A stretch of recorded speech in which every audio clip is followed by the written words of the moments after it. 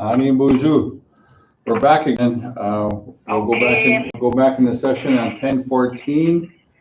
Next up is we will have our GM Scott Stevens and also the EOC will be chiming in on this phone call with discussing our casino and maybe the reopening of our gaming facility. So facilities. Okay. Scott, are you on? Yes, I am. All right. Good morning, Council. Good morning. We sent over previously our documents. Basically, there's 3 documents, and we broke it out into a PowerPoint in regards to pre-opening and reopening. The documents were our business plan and our health and safety guidelines that we've established. So today, what we're seeking is approval on the business plan and health and safety plan, so that we can move forward. So jumping right in into the PowerPoint. Scott, you're proposing a opening date too, right? Correct. Yep, and the opening date. All right. So in regards to the business plan, the pre-opening, in the first PowerPoint, it's pre-opening timelines and property. Basically, Shooting Star Casino would need 2 weeks for preparation for the pre-opening.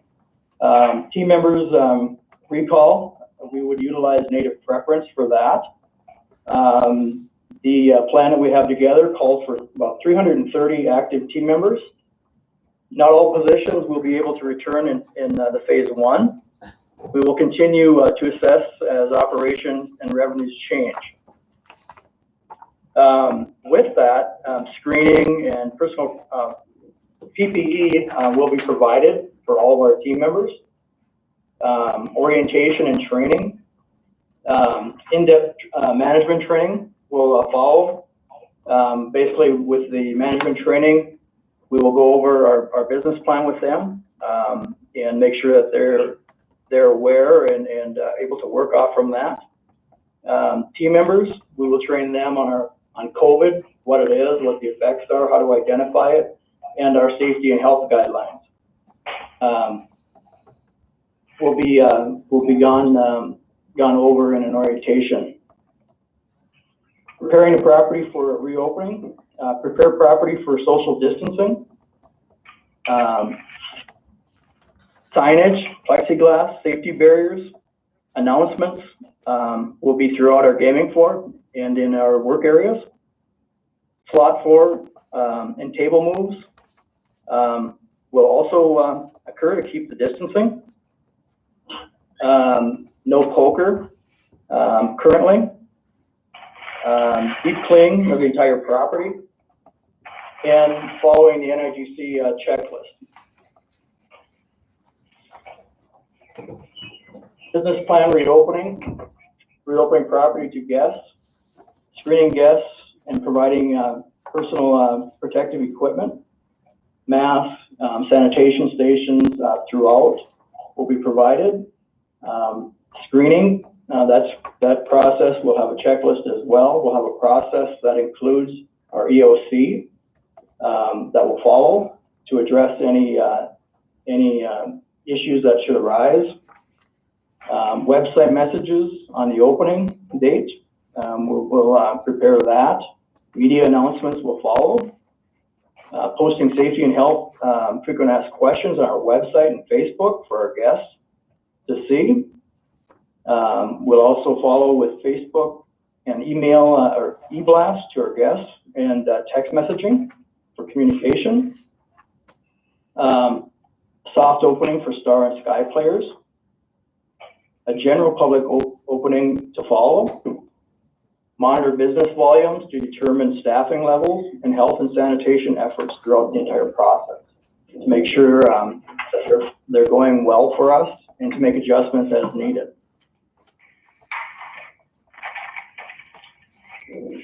Financial outlook, looking at a 50% gaming revenue, no bingo, teleconference would come in phase 2, Natoga offsites, this is an area that we would expect to open up with our opening here at Shooting Star when we arrive at a date, and that's going to be where Christy will have to follow up on some of those regulations for them as well. I don't know if Christy's on or not. I know she's working on it. Probably hasn't completed already, but I just wanted to make that a point. Interrupt you for a second, yes. I am working on it right now. I don't have it completed because we do need approval by the Gaming Commission for the EPS HS statement. So we're working on some guidance, but the actual health and safety will have, because of the diverse amount of different types of Natogas between restaurants and bars and things like that, they'll have to basically come up with their own process and then give that back to us to have approved at the Gaming Commission for that statement. But we're working on some guidance for that. So that may take a week or so. Have you contacted them and let them know that they gotta put their own protective plan in place? Not yet, but we are in process of doing that. I have to bring back 2 of my employees first before I can get started with that.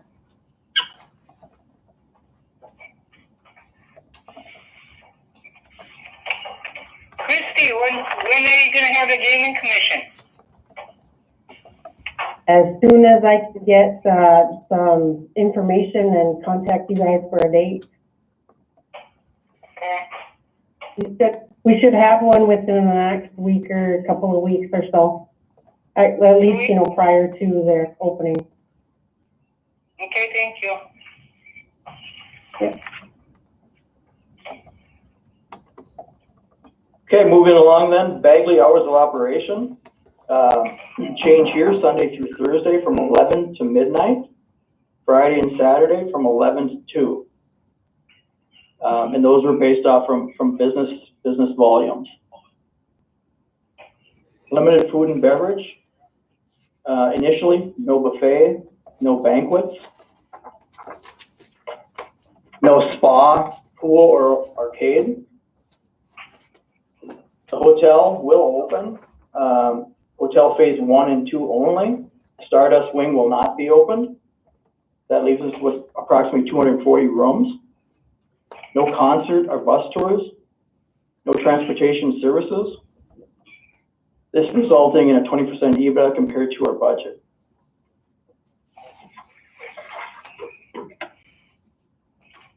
So initially with the opening, and these are stages. Phase 1, in consideration to social distancing, what we had to do to create that distancing, we will open with 311 machines, slot stools at active machines only.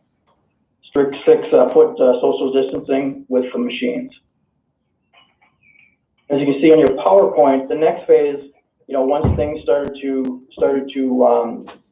open up a little bit more and more confidence in our plans and how COVID is responding to our region, we would move to the next phase in working with our EOC and the Tribal Council to determine if we move to the next phase where we would open again at that time 440 machines. And then in phase 3 would be to move to 789 machines as well, and all based off from demand and what the outlook is in our region with COVID-19 and of course approval.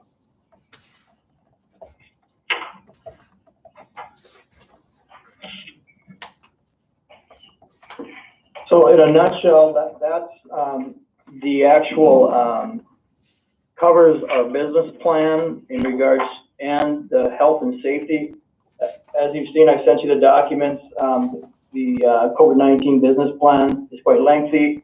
All the detail is there. We also have the detail in regards to our health and safety. Those documents there on specifics for each area. And for the sake of time, I did not. wanted to just stick with the PowerPoint unless we want to, Q&A at this point in time in regards to any questions you may have with the actual business and health plans. Yeah, I know that Upper Sioux opened up this past Monday. Red Lake is opening up on the 28th. I think Fortune Bay is opening up on June 1st. I haven't heard nothing from Leech Lake. I know Shakopee is opening up on the 26th. And Prairie Island is opening up on June 1st. I've heard nothing from Mille Lacs yet. So I know that there's quite a few of our that are opening up around us. So I know we're watching closely with Prairie's Edge and Upper Sioux. So I know a lot of the gaming facilities today seem like they're a lot safer than going to your local Menards or your Walmart. So I know. So these are some things I look at when it comes to our business here with Shooting Star. Is like, I think that we're going to go above and beyond what other the bigger chains are doing. And so I'm kind of I don't know how the other council members feel about the reopening date. The dates are never set in stone, so we can always push back depending on the COVID cases in our area, or if there's any concerns from our band membership, if they feel like it's something that we shouldn't do, or council. I mean, we all have input on this, and this is kind of what I talked about before, even when it comes to our economic development, is like this. This is kind of what happens when we put all our eggs in the basket into, our gaming facilities, is that we don't really have nothing economically besides the grants and federal grants that we get from our, the governments around us. And so I think this is something that if you look at it, it's phase one is looks like it's really safe. 300 machines open, it's going to be, it's going to be a lot of distance between each machine. So I don't know. How do you feel, other council members? Mr. Chair, if I may, as we did in the past on different decisions like this, we've had a public comment for like 2 weeks or 30 days. I would like to see that put in place just to see what type of comments we get back on WaitersNation.com. Majority of them that I've talked to, they are really in favor of opening up. So I would just like to see a comment for 2 weeks to 30 days, or we've did in the past on different things. And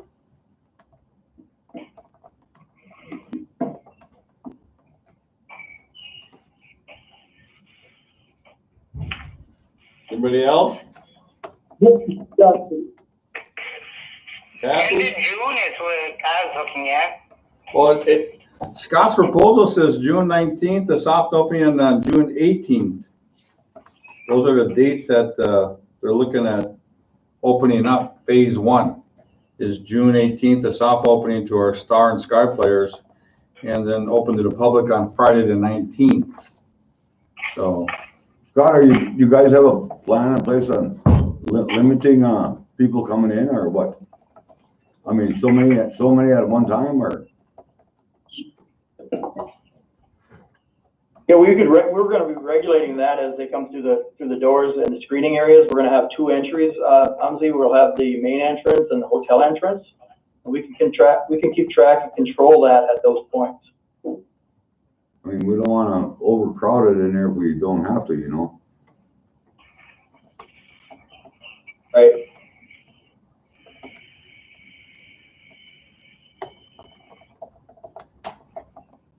Okay. Did you guys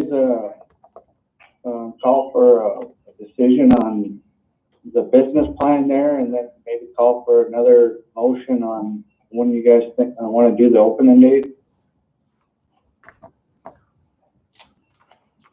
So you want just a motion on the business plan? All right, I get a motion for the business plan.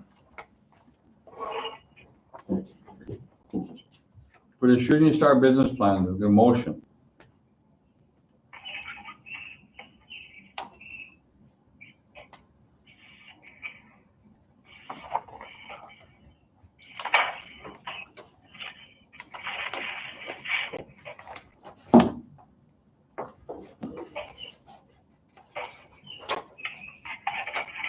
Did we get any, clarification on that air handling system there?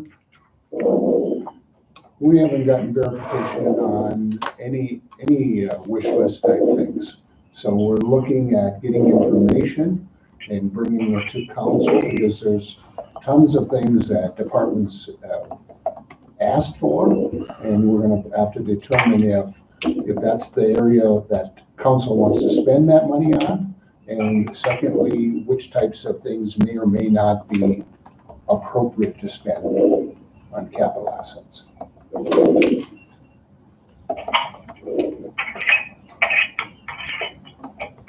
City Council, this is Leif Rasmussen, the attorney. And first of all, it's nice to hearing from everybody. I'm glad everyone is safe. Let me give you a couple of observations from Prairie's Edge this week. I was out there on Monday.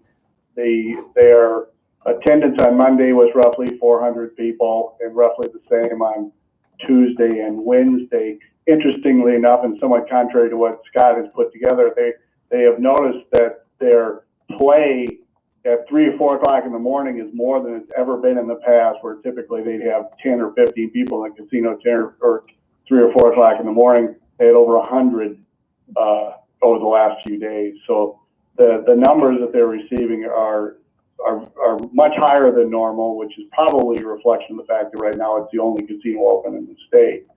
But they have been surprised by that. They have all the social distancing and things in place as Scott puts in his recommendation.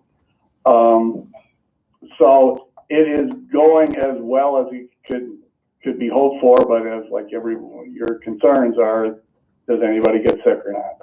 Obviously, as of right now, not. They're taking everybody's temperature when they come in and they ask them the COVID question. But that's been their experience so far this week. It's been much busier than they anticipated.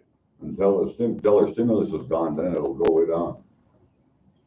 That's about, and frankly, the feeling is some of the players have been coming out from Minneapolis and St. Paul they were able to track that through Players Club cards.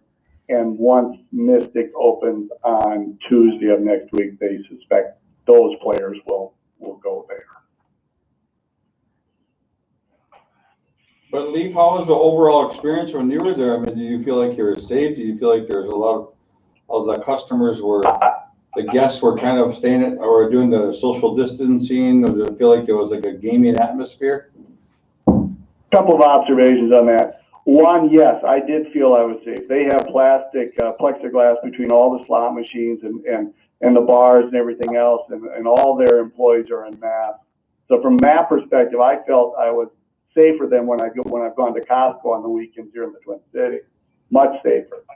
What they initially on Monday, strongly encouraged their guests to wear masks, and then based on that first day's experience, unfortunately, only 20 to 30% of the guests were in fact wearing masks. So now they have implemented the mandatory mask wearing by guests. Enforcement of that mandatory rule, I think, is going to be difficult, but at least they are trying to say that everybody needs to be a mask. So that's kind of where they're at now.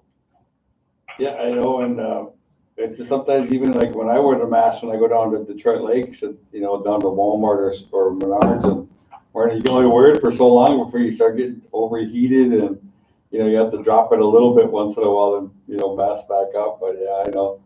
So. Yeah, and I wear glasses, and every time I breathe, my glasses fog up. So yeah, it's disconcerting. Be good, Leif. Sure. Mr. Chairman, this is Ed Snitzinger from the UOC. Just wanted to put in there that both both, Dr. Gardner, and myself and the Shooting Star Casino have been working on, the safety plan itself, and we are from the EOC end of things here. We are in support of the plan. We've been meeting once a week here from basically from the onset of activating the EOC. So we are in support of the plan that was in place before us here. So just to let you know that we do have confidence in that safety plan. Let me go ahead, Chad. Sounds good. Anybody else have anything? Go ahead. You know, I know you're talking about, I'm sorry, I know you're talking about kind of two separate things here. You know, I think the date itself would be a separate discussion here, is what I'm hearing from your discussion. Well, I mean, the date is like something we're just striving towards, but it's not necessarily set in stone. I mean, we can always move it back. But I think what we need to do is we need to train our employees. We need to have everything ready to go in place when we do open up our doors. So it's not like we're trying to, you know, not open them. But I mean, the other fact is, I know we have our CFO here, and you know, it comes down to economics again. So we're looking at, you know, how we're going to keep paying our wages for employees at gaming that our doors are closed. So I mean, plus, you know, that's our economic machine is Shooting Star Casino. So it's just something that, Yep. you know, and all the other gaming facilities around us are starting to open up now, and they're going to probably be 2 or 3 weeks ahead of us. So, which is fine. But I mean, like you said, of course, the council, all of us council members, we're always concerned about the health and the welfare of our band membership, and those are what we're looking at, and what we're talking about today is, you know, is like, you know, what's best for our community and our reservation and our, you know, our businesses. So, be good. Yeah. Just please let me know when, you know, I was at look at some modeling here and prepare some modeling. So just please let me know when there's a time for that to discuss the modeling part. Yeah, do you guys plan on moving then? We're certainly flexible. You know, with the event center, we're certainly very appreciative to have to be the guest of the Shooting Star Casino here, but we're certainly flexible. What we would need is basically the IT portion, you know, the capability. So like I said, we're certainly flexible here at the EOC.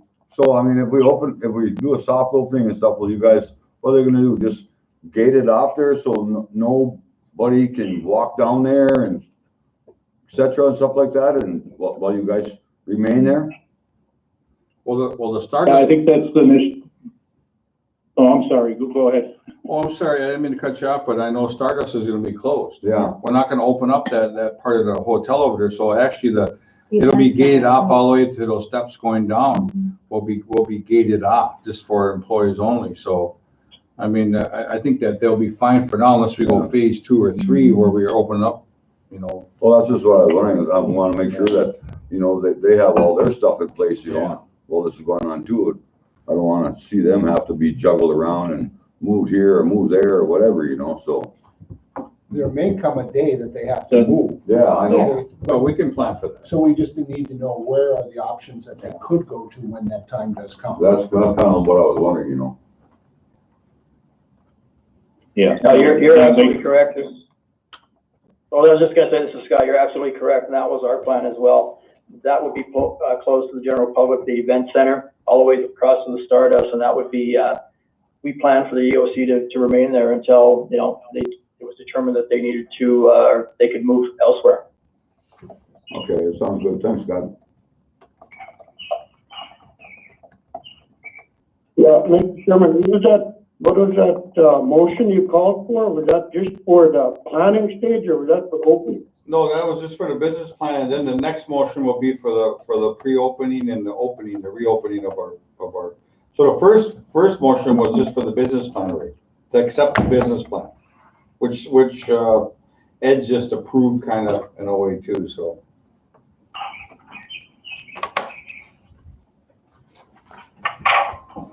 I'll make that motion to approve the business plan. Well, we got a motion. Sorry, is there not the two motions here? No, One? we just do one motion per one. We got a motion by Umsey to approve the business plan, the COVID-19 business plan for Shooting Star Casino, April 30th, 2020. Second? Second? Second by Kathy, all in favor? Aye.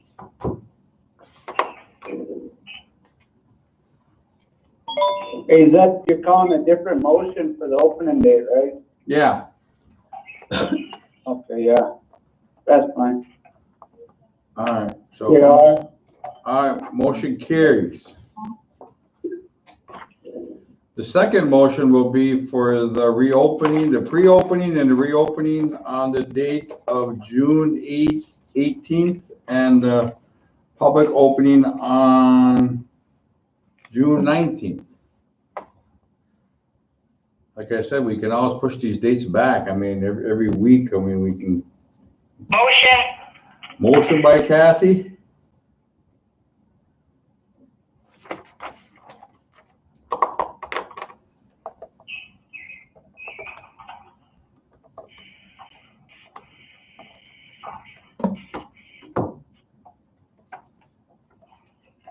That was, I'll second with the option to set it back or whatever we have to do. Yeah. We get a second by Umsey with his added was to have the flexibility to move those dates backwards if we have to, in case of, the EOC comes up with some type of recommendations that we should push our dates back, so. So we got a second by Umsey with those additions. All in favor? Aye.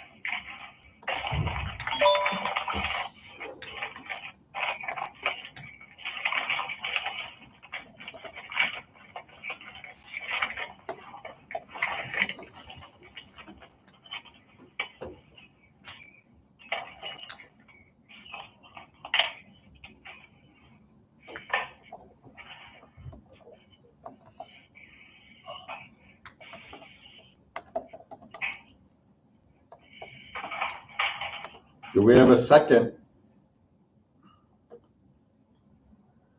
That was approved, Huh? wasn't it? Motion by Kathy, second by Umsey. We're just We're waiting waiting for their yeas, nays, silence. Okay, do we, All in favor for it. so do we have all in favor or do we, how many yeas we have? Umsey and Kathy. What?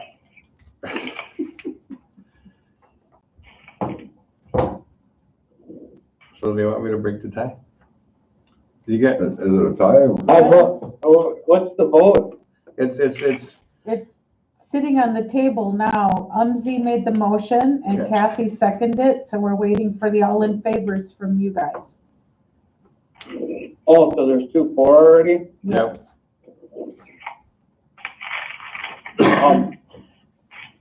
I'll vote against it. I vote opposed. That's I will too, Mr. Chair, I vote. It's with the option to change the dates if we have to do. Yeah, it has the flexibility and the recommendations from, to move. Unless we can open up to our general public, there's a lot of people out there very concerned as to what's gonna happen, I understand that, but a lot of them, I would like to see, we got a pretty big tribe and a big, right now, I think it's like a 60-40, 60 against 44. So that's why I'm voting no. So I would like to see a public comment on that. And then maybe re-vote again but I guess right now it looks like it's a tie, so it's up to you, Mr. Chair. Well, I can rescind my motion for the public comment. That's no problem.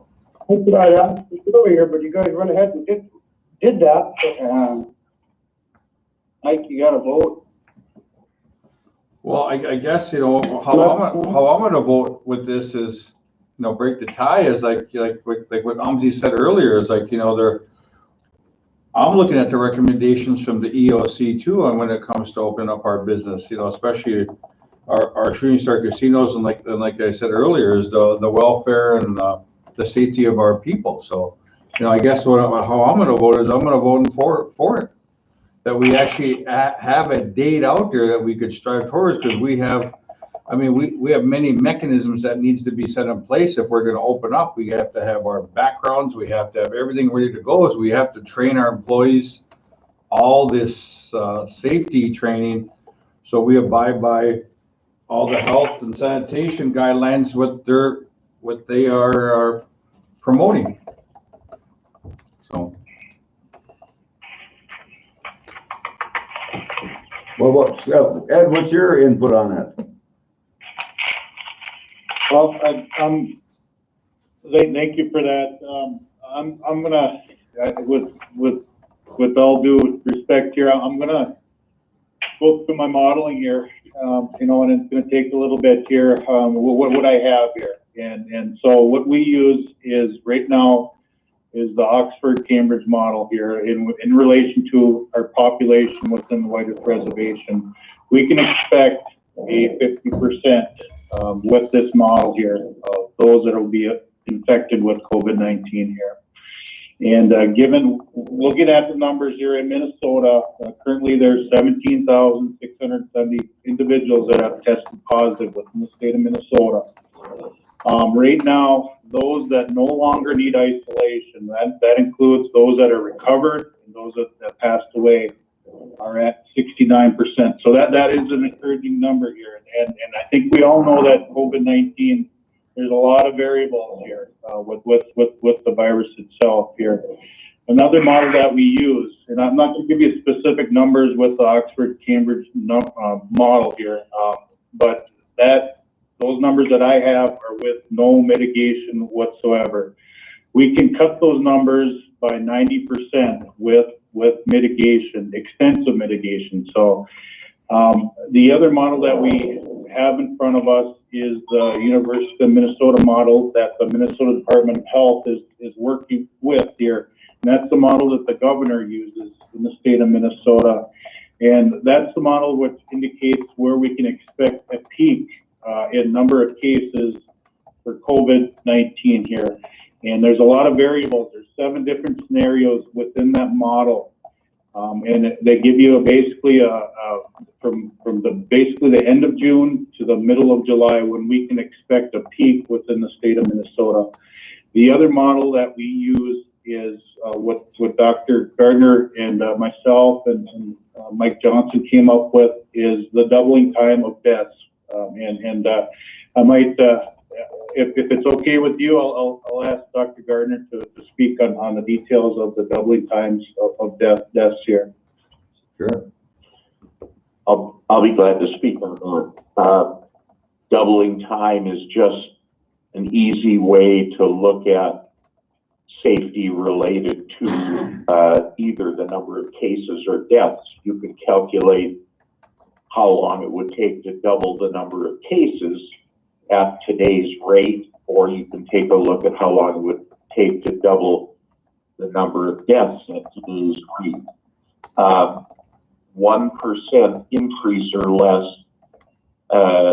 translates to a doubling time of 70 days.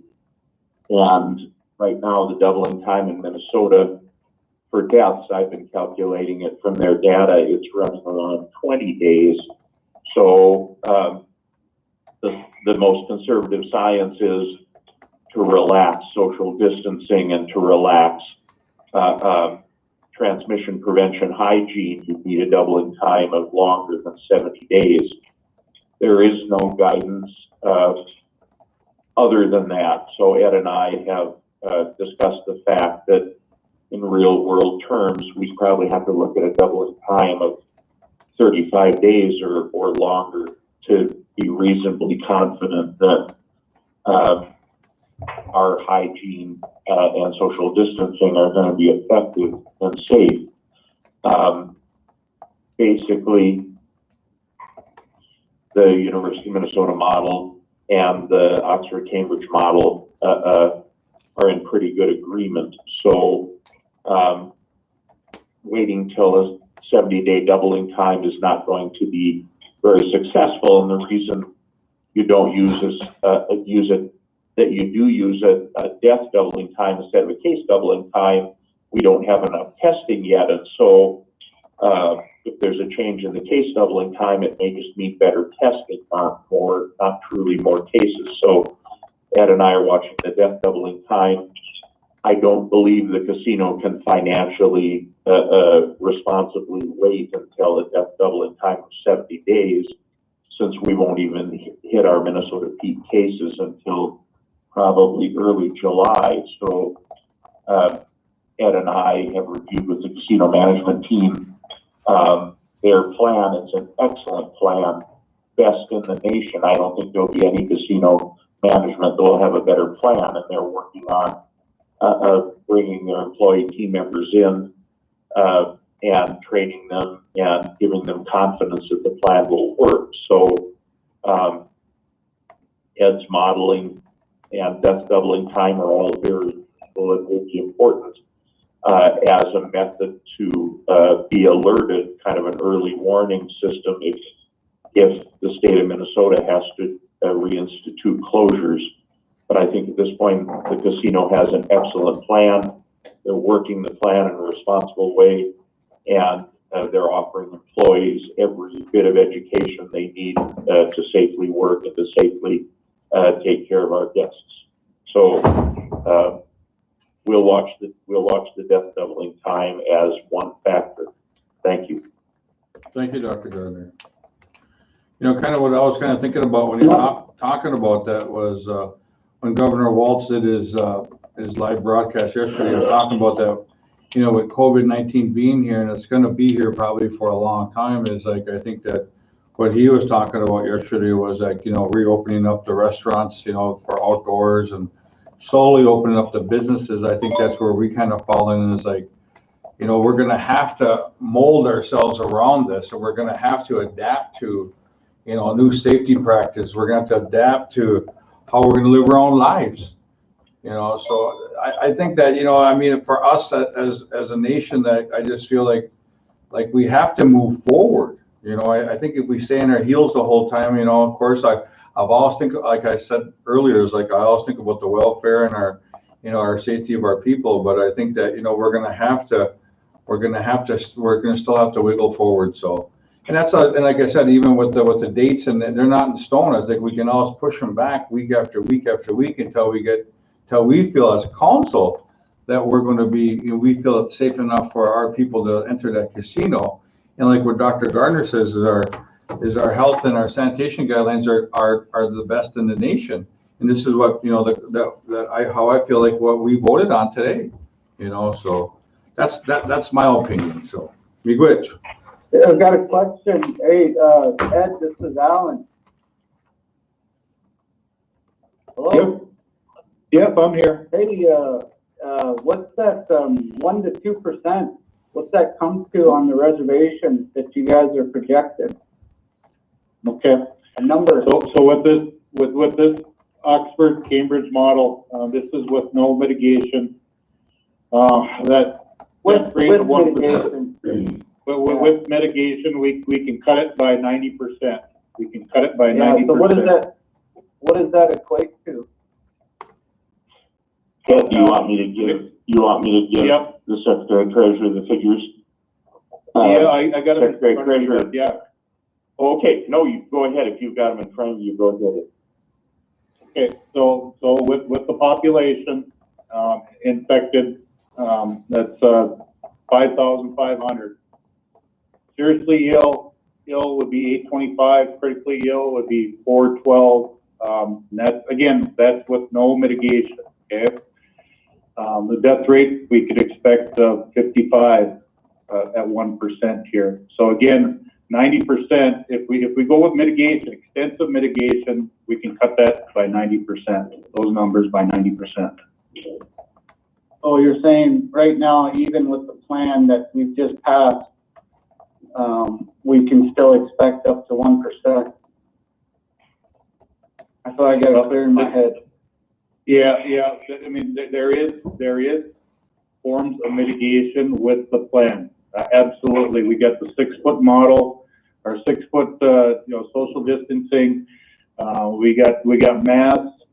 So there is that factor. But again, from an overall perspective, if we continue to stay at home and trust that everyone exercise all the mitigation that is in place, we could cut those numbers by 90%.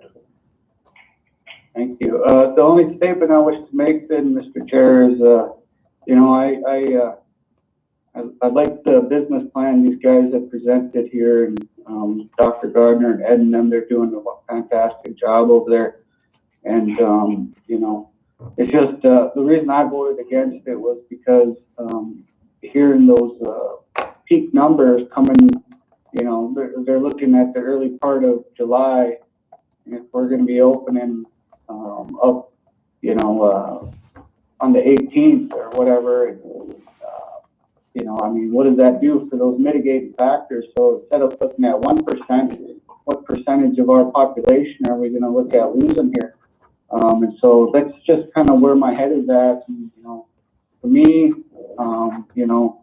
yes, we need to make sure that we're doing what's best for the nation, and it's just my thoughts, and it's just where my heart is I feel like we need to save as many lives as we can. And we need to protect our people and love our people, and sometimes that means we have to lose money, and so that's just where my heart is. That's just where it is, and I'm not accusing anyone else of anything otherwise. I'm not accusing anyone.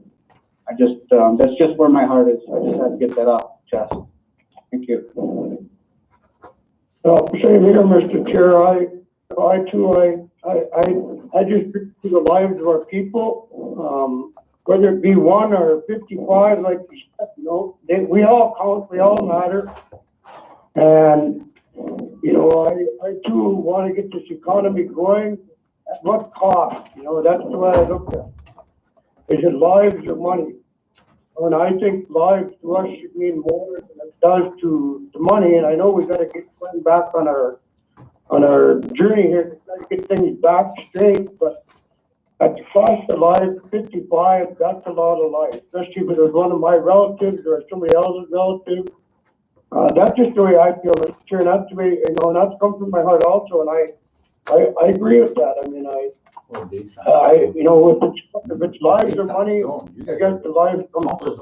That's just the way I open up. It's not like we're, it's just a date that we're picking. It's not a date that's in stone. Well, but then we do stuff like 18 or 19, then 2 weeks ahead of that time, these guys are going to start with all their, and then what happens is we have to stay shut down for another month or 2 months or whatever it happens to. Can't you set your date like you did and then send out a questionnaire to respond within 2 weeks? That'd be before your opening date anyway. Yeah. No, that's what I'm saying, I'm in favor of the 2 week, public comment period too. Because I think a lot of us that we're like Governor Walt said yesterday is like we have to get used to this lifestyle we're doing, because we're going to Walmart, we're going to Menards, we're going all over Detroit Lakes, we're going over Bemidji. It's just how we go out, and like what Dr. Gardner and Ed said is, how are we doing our safety practices as individuals shopping at supermarkets, convenience stores? But Mr. Chair, Mr. Chair, this is Alan again. But I'm just saying, Al, that the date is not in stone. It's just like I said, it's just like. No. Okay, go ahead. I'm not disputing that. The only thing I want to say is, Governor Walt, he manages the state, he governs the state, but you as chairman and this council here, we're responsible for the res, and whatever the governor decides in the state, and what decides is best for the state, doesn't mean it's what's best for the res. And so I just encourage, and I pray for the parents in our nation that, we look up for what's best for White Earth, and certainly we can be partners with Governor Waltz and those guys. But I just want to let it be known from my heart that this council needs to needs to work with these people, but at the same time, we need to be able to stand on our own. So that's all I want to say. Thank you. Well, with that being said too, Alan, we have, several tribal businesses out here that have been shut down, and they're struggling to make ends meet too. You know, and I see where they're coming from. They would like to try to get reopened again, because their business and their lives depend on that income also. But, you know, I don't want to see anybody getting sick either, you know, but that's just my opinion. Well, if you look at the Navajo Nation, they are the leading ones on COVID-19 now, and that, you know, but they encompass 3 states here also, but 4 states. right now on the Navajo Nation, they lead the United States in COVID-19 cases. Now, you know, the government runs the state, we run our own tribe, you know. Ed, this is Dr. Gardner. Would you like me to comment at all on the Harvard 5-year modeling or on the mask modeling study, or should we offer that in a different forum? Well, I think that's up to Mr. Chairman if he wants to hear that. Yeah, well, I mean, we're all talking about this, so I think it'd be important that Dr. Gardner speaks. So you can go and talk, Doc. Okay, I just have 2 quick things that the council, the RBC will need to be considering as the days and weeks and months go by. Number 1 is a 5-year modeling study done at Harvard. Seems very reliable. It's a mathematical study, but what it says is that with continued good compliance with social distancing and transmission prevention hygiene, we can expect that in the United States, we will need to reactivate stay-at-home and business shutdown about 25% of the year for the next 3 years. So it's a modeling study, but they're trying to project what government leaders need to think about. So I offer that just as something to think about. The second thing is I recently read a pretty reliable mask use modeling study that was, it's again a mathematical modeling study, but it was done at Arizona State University using data from New York State and from Washington State.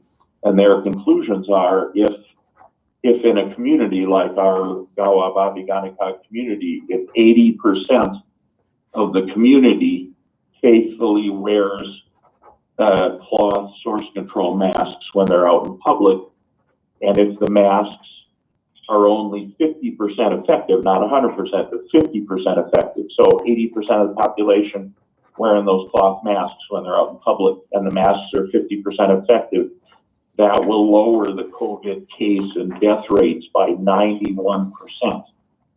So that's an amazing statistic. And they say that's considering that people continue to do social distancing in public and continue to do transmission prevention, hygiene, hand washing, cough covering, cleaning surfaces. So I see that as really hopeful, and that would fit with what Ed mentioned in the Oxford-Cambridge modeling that says we have the power here as a white earth community together to decrease that case and death rate by 90%. And it comes down to continued social distancing when we're in public, continued transmission prevention, hygiene, and wearing those doggone cloth masks. None of us like them. They fog my glasses too. But if we do that, we have the power to protect each other. So I just want to offer that as hopeful information for you leaders to consider. Very good. Dr. Gardner, let me ask you a question. Yep. Well, what is your recommendation on opening? Ed and I agreed based on science and public health data that we couldn't support an opening in May.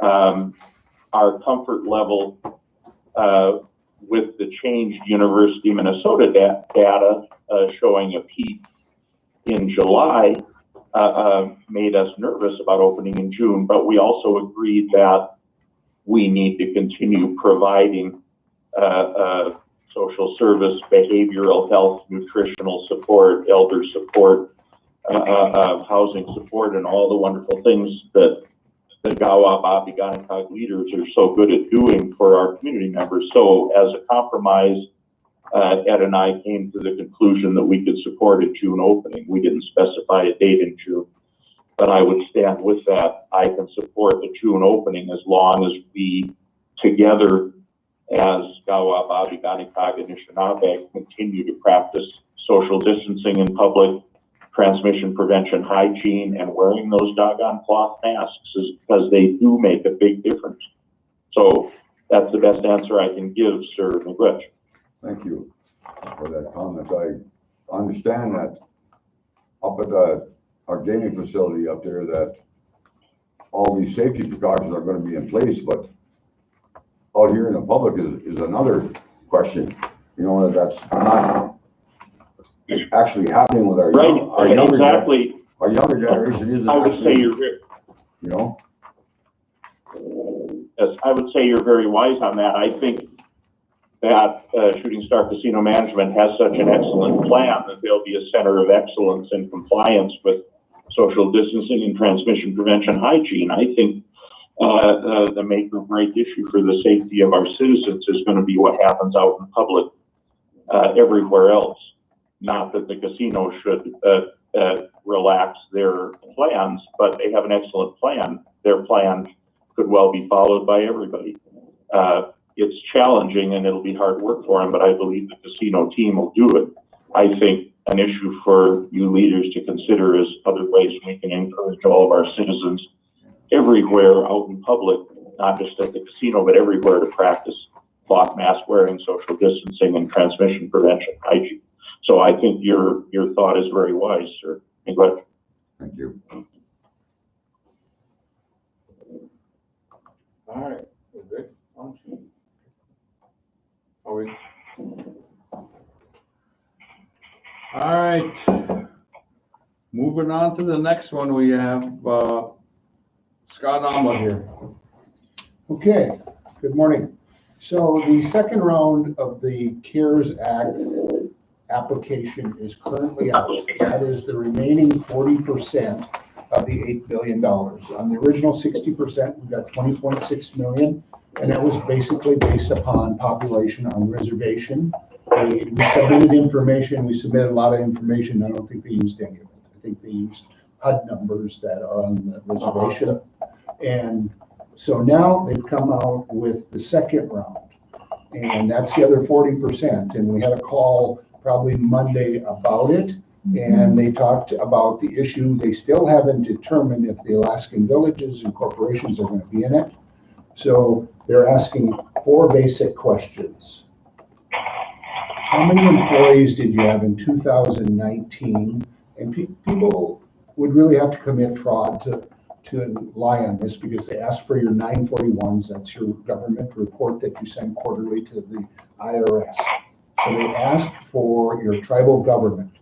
So they ask for that. So we have those numbers. Then they ask for your entities that you own 51% or more of. And those entities would be Shooting Star, White Earth Housing, and White Earth Enterprises Mississippi Pillager. So I've gotten all that information. So those are the first 2 questions. How many tribal employees during 2019? How many tribal entity employees in 2019? Got that information ready to go. The second question is, what are your governmental expenses? And they identified cut and dry what they are, and they told you what to exclude. They told you to exclude your debt service payments. They told you to exclude your capital acquisition. So it comes off of your basic audit report. So it's very provable. So I got that documentation ready to go. It's coming off our audit. And then this second question about expenditures, they asked, what is your federal grants? And that comes off another CFA audit report, and that will include that. So we have all the numbers, we have all the documentation they're asking for to support it, a worksheet to summarize how I got the information, where to look for my numbers on my supporting schedules, all the information.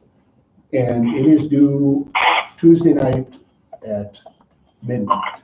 Now, I would suggest that we file it today, because I've been noticing they've been having problems with their web portal.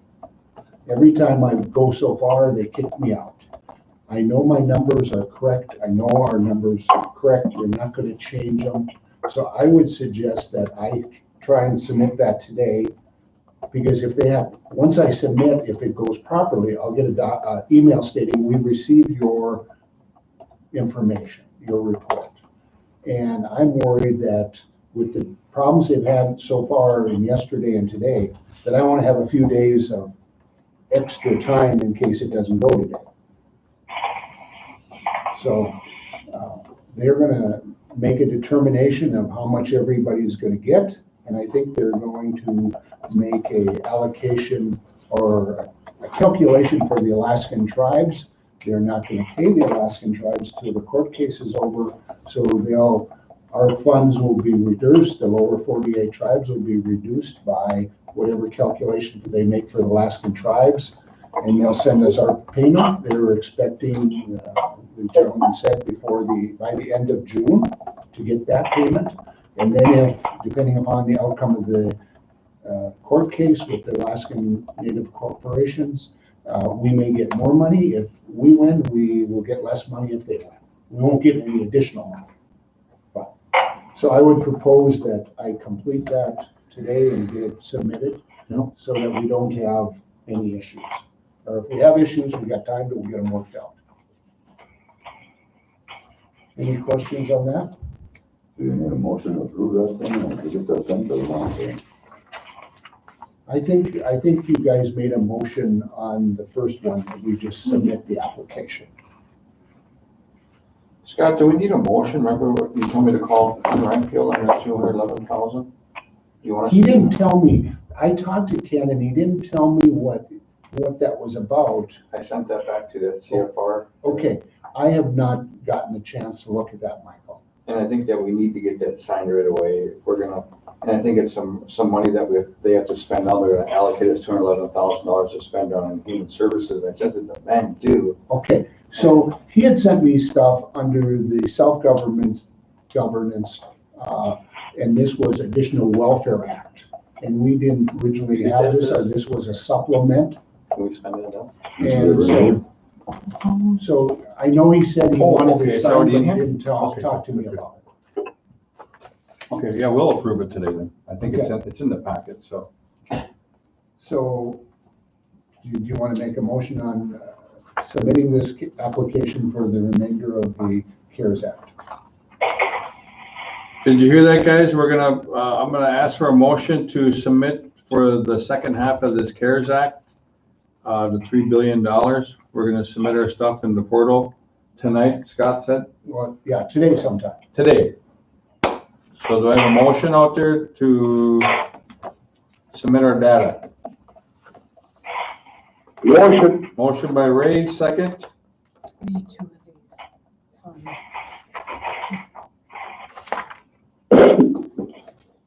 Someone second? Is that Al? I'll second. Second by Umzi, all in favor? Aye. Aye. Motion carries. Thank you, Scott. Okay, so one of the other things I was going to follow up on is I know that there's been proposal and talk about day labor for cleaning up the communities. And, you know, there's always, that will, if it happens, it's going to come quick, I've heard.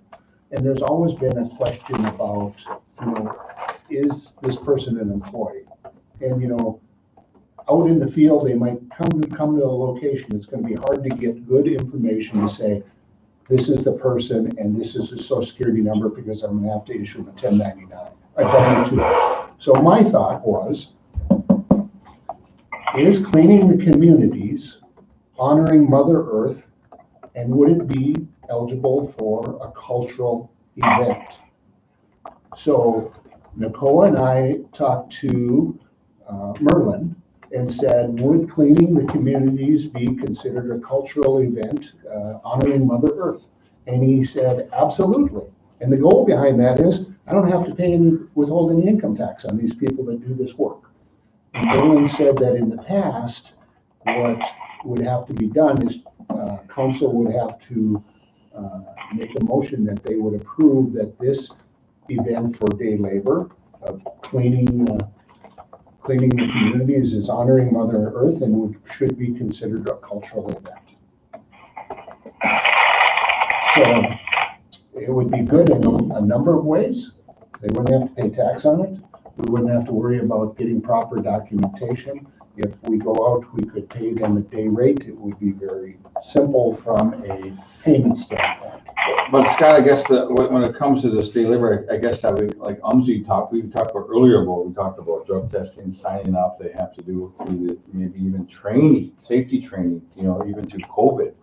It's like even the coordinators, who's gonna monitor these cleaners? I mean, there's probably a lot more that encompasses than trying to get, but I mean, that's a good thing that you're talking about. I'm just saying that we need to, Ben needs to get like a plan for us as council that we're gonna have to have probably a coordinator in each community, District 1, District 2, and District 3.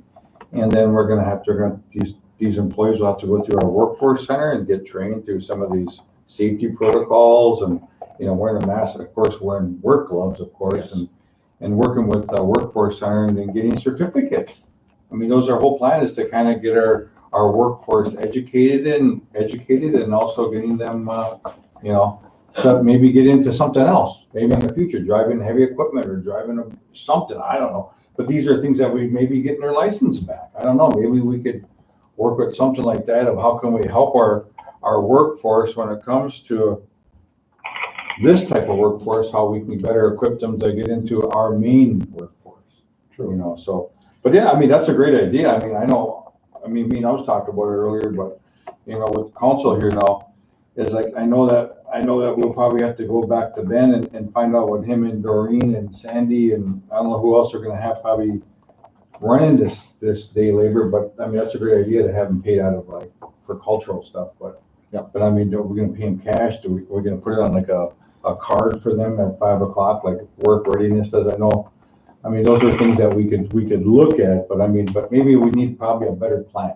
Maybe by next Friday, when we have our monthly meeting. So right now, Doreen and Monica and Bowman and Mike over Mike Bevins are working now trying to coordinate that cleanup project. That cleanup project, remember, was funded with behavioral health third-party revenue. So I don't know if that project can go under that cultural thing. We had the legal opinion that it can be used for cleanup because we tied it to COVID and health sanitation and safety. Yeah. So I don't know if that changes that money. It doesn't then. change it because this only relates to the payment. The funding comes from a certain source, and you were saying behavioral health and approved. When the person gets the payment, it's just considered a cultural activity. So that would be irrelevant. It just makes it tax-free. So you're looking at almost like two separate, we're using it for health related, the monies, but we're paying them as a cultural event. For a cultural event. Okay. So it is like it's two separate. Yeah. Okay. I understand what you're saying. But will you reach out to the rest of the team and figure out what's the best process, I guess? I'll forward I think they were looking at next week meeting on that. Okay. So I'll forward you those dates. They haven't set a date yet. I know they're identifying like the roads that need it and they're trying to, Yeah, there's a lot of people that could use that help, so, yeah. But yeah, that's good on the payment part of it, but there's still the other aspects that's in front of it. Right, this would be, you may use day labor for a lot of different applications, and it doesn't mean they would all be cultural events and all be tax-free, but this one could be. Yes. And maybe some others that may be relevant could be in the future too. We look at each one individually. Okay, thanks, Scott. You're good. So the other thing is we've been working on our grants and trying to put together a utilization plan of all of our different grants and when their due dates are and end dates are, along with this 20.6 million And we originally wanted to come to council next week and I give a better update. But, we don't feel that that's reasonably possible with all the work that we have to do. So we set a date to come to council with kind of a final utilization plan and that you can look at and maybe approve on the final plan on June 16th with a update, hopefully at least 90% complete the week before, maybe on June 10th. So we're working towards those two dates to give you much better information, allowable spending, and options that council may choose, and at the same time, we're waiting to hear if U.S. Treasury or the federal government will change any of their regulations, which they haven't yet, and they may not, but we're going there, and we probably won't have our second round of CARES Act money by then, because it sounded like it was coming more later June, but that is our plan at this time. And I think a lot of the, like you said, the grants and a lot of the other stuff is getting, they're getting extended, or they're getting. Well, we're hoping that the big 20.6 million will get a waiver to get extended. Most of the others, are smaller. They probably won't be a problem with spending them based upon the current time frame. Yeah. And I know Tina Smith and Peterson sent letters to. Yep. That they're supporting. The secretary. Yeah, mention that we're going to, they can modify the spending and that we can. Modify the spending and hopefully maybe consider waiver to extend the time frame. Yeah. So, we go, Scott. Okay, thank you. Thank you. All right, now, next up is the resolution, stay at home. Before we go to that resolution and stay at home there, I'd like to,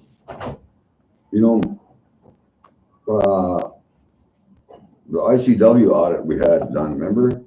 We discussed that, council? You guys still on there? Oh, yeah. Yeah, I didn't hear you. I've got a few tribal members that are asking for that to be published. Yeah, I got it in my, report here. All of those documents, I'll publish it in my report there next Friday.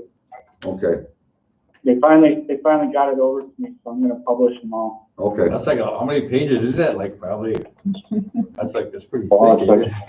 It's like 300 pages right now, 200, 300. I know, it's big, man. It's a lot of information, so. I just, some of the child members are asking for some of the findings, they want to know what some of the findings were with ICW, so. Okay.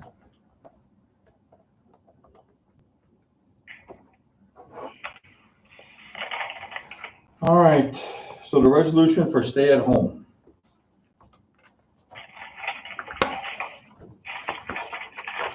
Is this like a continuation thing, Liz, or what were we talking about on this one? If you're gonna extend or leave it as is that what it was?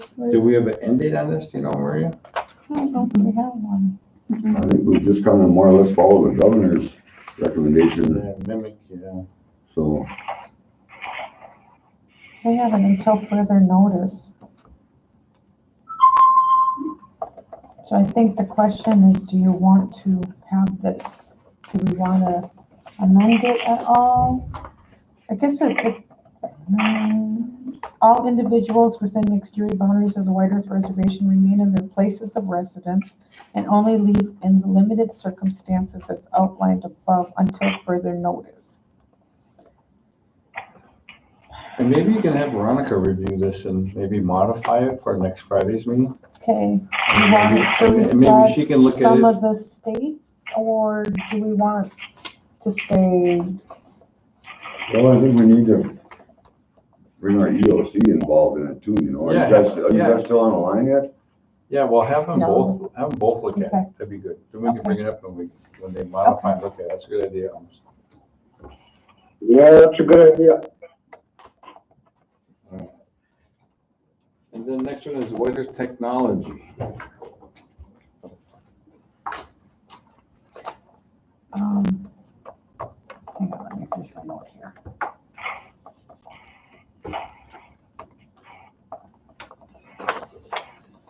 So, at the meeting in Pine Point, it was approved for that wider technology and putting Carl and Chris over there, recall? Yep. So, and then it just kind of sat there. So they are looking at moving forward with that. You see in the email what they need to get started. Last week, we talked about that physical location. It's that corner building. And I don't know what was in there before. The old boys and girls, that's the old library. Yep. That's Gijigan. Okay, so that's where they want to go in, is that old library. And I think, Boys and Girls Club also requested to use that building for some of their, No, I think the Monoma Community Council did. or yes, I'm sorry, yes, they did. I talked to Terry Darko yesterday and she was gonna check to see it, because one of the suggestions you guys had was the chick factory, if there was something in there. Terry thinks there's an office in there that they would be able to use that, since wider technology is gonna go into that building. Well, as I suggested before, that they go to the chip factory. I'm sure there's room for them in there Yeah, to hold their meetings. yeah, and I'll follow up with Terry today. I was hoping she'd get back to me before the meeting, but I know she's really busy. So, and they're also requesting, so 217,000 was requested from the council for the first year of the operations. So they're looking at, because of, obviously the COVID-19, that, they're looking at maybe even doing like a lump sum so they can get started on that location of 72,000 and then have the remaining moved after 4 months.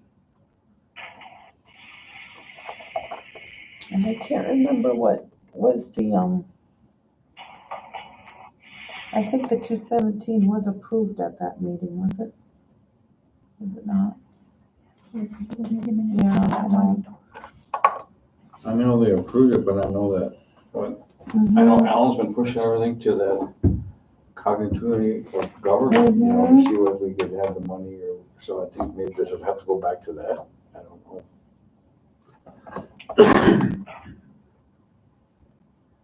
What are your guys' input on that? Do you want it to go to the continuity of government, Alan, and be a part of that? Yeah, Piece of that report? They're asking for those funds there. Yeah. And the funds were approved, but I think they understand too that the issues that we're facing, so. Oh, yeah, I mean, if we're, like we were just saying about that casino, you know, every day we're shut down, it's, you know, losing a lot of money.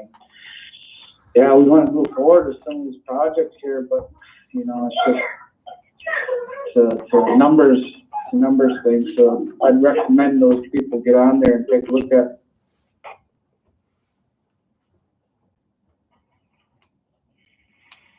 All right, we push that back to COG. Okay, so we'll bring it to the COG. Are you still there, Alan? Yeah, yeah.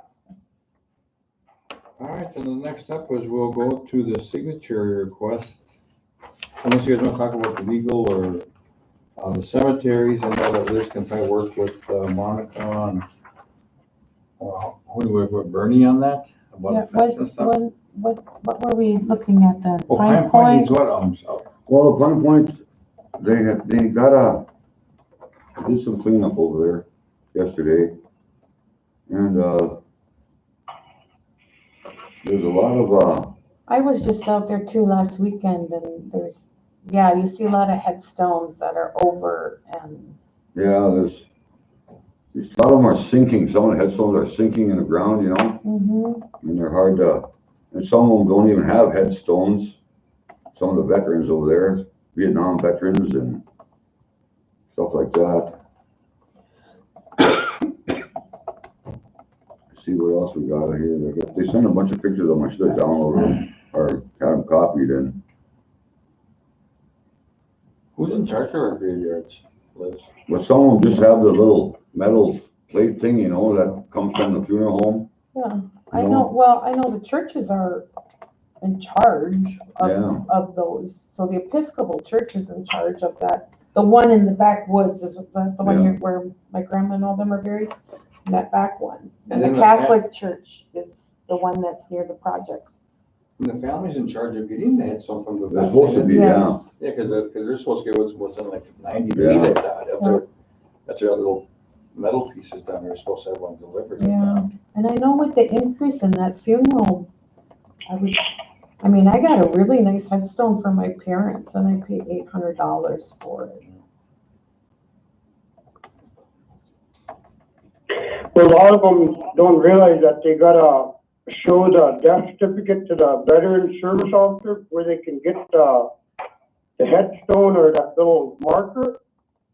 Because I'm trying to do that right now in Pine Bend. There's a couple over there, and it's been 2 years on one and another one about a year, and I just can't get the people to give me a copy of the death certificate. That's all I need, or I'm trying to get them to do it. But that's all they need is a copy of the death certificate, and they can get that little grave marker for a veteran. And how many people still have them death certificates too, that's another thing. Yeah, that's just it. That's the bad thing about it. Some of them have lost them, but they must be on file in the courthouses with clerk of courts or someplace in the county record. But I can't do it. It's got to come from the family in order for me to go in there and go nose down and look for them. I mean, I've talked to a couple people and I tried to get in there, but I need the family's permission.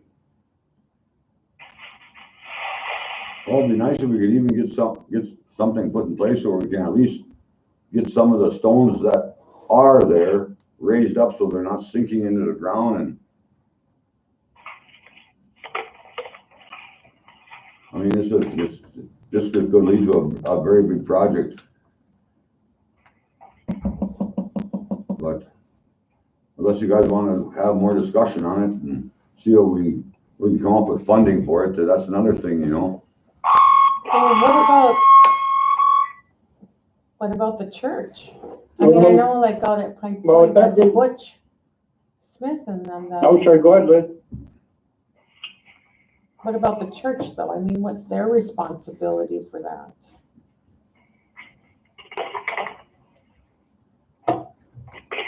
Yeah, there's probably a lot of mechanisms that we have to People check are up buried up at the traditional. There was a lot of loose sinking because that coffin came A quarter in. mile up. I know that's on Oniga one time, they had some really low. And they're burying it on his outside. You're gonna bring in dirt? There's no one over it. Yeah, we'll have to have someone, assign somebody to look at our graveyards, even the one out on Center Lake. I know even the road access, I'm not sure if Michael Ballman got access, because some of the band members are asking me about Center Lake Graveyard too, to get access back there, because some trees were down and stuff, so they wanted roads to go look at cutting those up and making sure Is that tribal land? I know there's some old graves back there, so. I'm not sure if it is on Tribal land? I don't know, Cat, but we'll check on that. Yeah, the only thing, if you're gonna do it for one graveyard, we're gonna have to look at the others also, like Pine Bend up here, then they got another one over there they call the Goodwin Grave Site. That's just something that we should be able to look into for all graveyards, not just Pine Point. I mean, and nothing against that, just a lot of these graveyards do need upkeep. I know tomorrow on Pine Bend, there's people going over to clean up, and they were asking for garbage bags and gloves, and I was just wondering if I would be able to get some from the council for tomorrow for them to do that. Well, yeah. Should be no Does problem. Indian Health have any? I don't have those rubber gloves. You can get some rubber gloves and some garbage bags from down here. Great. Okay, yeah, well, I'll probably be down this afternoon sometime or in the morning then. But they're gonna do it Saturday. Well, I think some of this should go through our depot too. I mean, some of the grants and stuff that Tipple gets and stuff, I think some of that money could be utilized for some of this also. There you go, good idea. You know, the Tipple should be kind of in charge of that because they're going around, you know, looking at all these traditional burial grounds and grave sites and stuff like that. There should be some money somewhere down, you would think in the chain there somewhere where they could utilize get some grant or something to fix up some of this stuff. Monica will be on, we can ask her. Yeah. She comes on. All right, we'll ask Monica. All right, what else is next? When we which guys? The Little Earth Early learning center. Learning Center lease. What did they just say about? Oh, they sent an email too. Yeah, so they want, I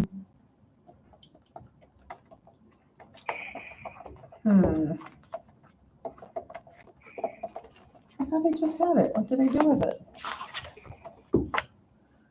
Anyway, there was, yeah, Early learning. Yep, so mental health terminated the lease at Little Earth that they were using for that early learning, and who's the Minnesota American Indian Center? Mary Lagarde. Mary Lagarde is requesting that they don't move out of there because there's a need. I sent Martha's available if we need to call her to get her side, but when she texted me, she did say that they terminated that lease because they were losing money in that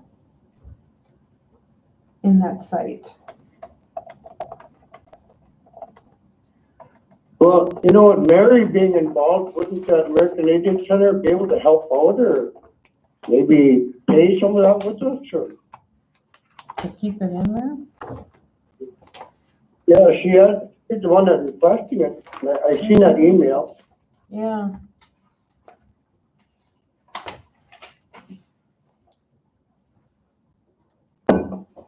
Yeah, maybe we have to have Martha get something on that for us too. I can ask Martha to reach out to Mary and see what her recommendation is afterwards. Okay. What else? Pure Bliss. I guess that'd be something that Veronica Newcomer will have to look into, huh? Yes, I got the letter. Let me run and grab it. If you want to just signatory request, I'll go grab it. Ready? Maria? All right, guys, we're gonna do some signature requests till Liz gets back with that Pure Bliss letter. First one I have is. Mr. Chair, can I just? Yes, go ahead, Ray. Excuse me. Our cemetery up here, we need a fence bad, right? I mean, we can't anybody, when they come out to dig the graves without running over different ones or trying to dodge down through, you know, we're so full. I mean, we got no place to really put them anymore. And all we're waiting for is a fence up here to be put up around there. I think it goes out another, I think it's 60 feet by 60 by 60, I think. Do you know where that old center used to sit? We're gonna move it kind of to the east of there, or north of that. I mean, it's gonna be tied up the old cemetery, but we're getting to the point where we can't even get a backhoe in there to even dig a hole anymore. You guys we need fencing up there. So. Do you guys have a map of that? Yeah, we do. Because I know before anything can be done in the cemetery, there's gotta be okay through Tipple over there. So. I believe it was okay before, but, or no, it was okay on the north end of the church where that old ball diamond used to sit. But they said, for some reason, they said it was too close to the river, so now we moved it back up. When we tore that old center down, now we moved it up over there now, and supposedly they said that was all right. Who would I contact then on Tippo to see about that, or? Well, you have to talk to Monica when she's gonna be on the phone coming up here, so. Yeah, we'll have Monica on an executive session, Ray.